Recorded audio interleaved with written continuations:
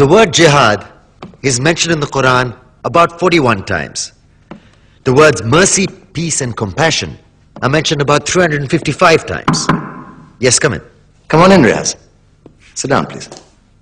Contrary to popular belief in most Western cultures, Islam is a religion that preaches peace and tolerance.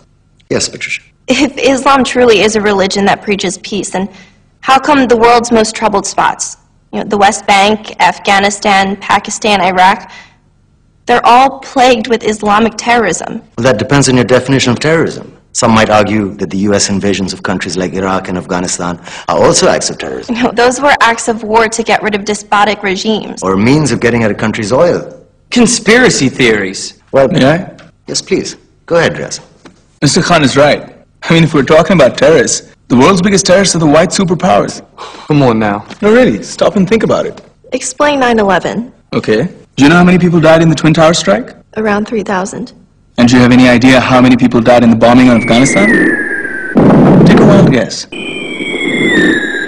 More than 15,000 people died. And that's just conservative figures. About 50,000 tons of explosives were dropped on innocent civilians. Men, women, children. Yeah, but that was because of the Taliban.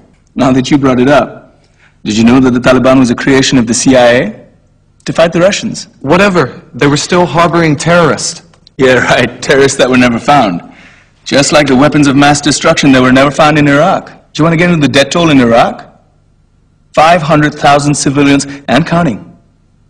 And what do Britain and America say when they don't find these weapons? It's simple. They just say sorry.